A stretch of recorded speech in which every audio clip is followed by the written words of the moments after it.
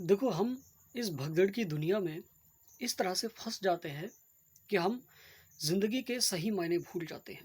लेकिन एक्चुअल तमाम रिसर्च के बाद ये पता लगा है कि जब व्यक्ति से पूछा जाता है कि आप क्या चाहते हैं?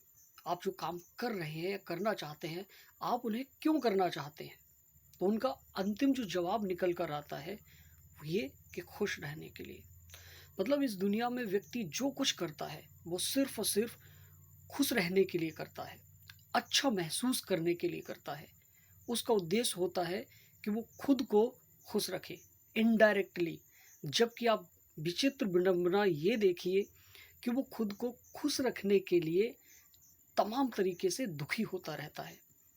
कभी काम का प्रेशर, कभी फैमिली प्रेशर, कभी कर्ज की समस्या, कभी घर का खर्चा। लेकिन इन सब हालातों से लड़ता हुआ उसका पर्पज़ यही होता है कि वो खुश रहना चाहता है। वो चाहता है कि उसके मन मुताबिक जिस दिन सारी चीज़ें ठीक हो जाएँगी, तब वो अच्छा महसूस करेगा। लेकिन ये सारी चीज़ें जितनी आसान लगती हैं, उतनी आसान होती नहीं है। लोगों की आधी-आधी ज़िंदगी, पूरी-पूरी ज़िंदगी निकल जाती है अपने मन मुताबिक जीवन बनाने में। किसी ने क्या खूब कहा है कि ये जो तुम जिसके पीछे भाग रहे हो, अगर वो तुम्हें मिल गया, तो तुम क्या करोगे? और ये जो तुम जिसको सुकून कहते हो और उससे भी अगर सुकून ना मिला तो तुम क्या कहोगे? तो इसलिए मेरा कहने का पर्पज़ ये है कि सबका एक मूल मकसद होता है खुश रहना। तो हम इस भगदड़ की ज़िंदगी में खुश कैसे रहें, यही हमारे इस वीडियो का मेन सार है। देखो, इस दुनिया में सबके मन मुताबिक काम नहीं होते हैं। ये दुनिया ऐसे ही चलती है। जैसा व्यक्ति कर्म करता है उसके आधार पर उसे रिजल्ट्स मिलते हैं। कुछ लोग भगवान के भरोसे बैठ जाते हैं, तो उनका कुछ होने वाला नहीं है। और कुछ लोग मैं की भावना, अहंकार की भावना में काम करते हैं, उन्हें भी रिजल्ट्स नहीं मिलते। तो इसलिए ग्रेटिट्यूड सबसे बेहतर है। जिस व्यक्ति किसी ने कहा है, एक महान व्यक्ति ने, कि जिस व्यक्ति के पास जितना ग्रेटिट्यूड होगा, उसके पास सफलता उतनी ही ज़्यादा आएँगी।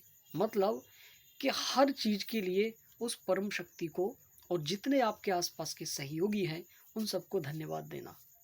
कभी भी शिकायत ना करना, बल्कि छोटे-छोटे जितने सहयोग आपको मिले हैं, उन सभी सहयोगों के लिए उनका आभार व्यक्त करना।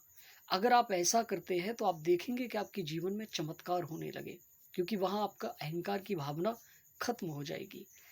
अब फिर प्रश्न ये आता है कि खुश कैसे रहें? तो खुश रहने के लिए सबसे पहले है चिंता का त्याग करना। जो व्यक्ति जितनी ज़्यादा चिंता करता है, उससे कुछ नहीं होता है सिवाय मेंटली प्रेशर के।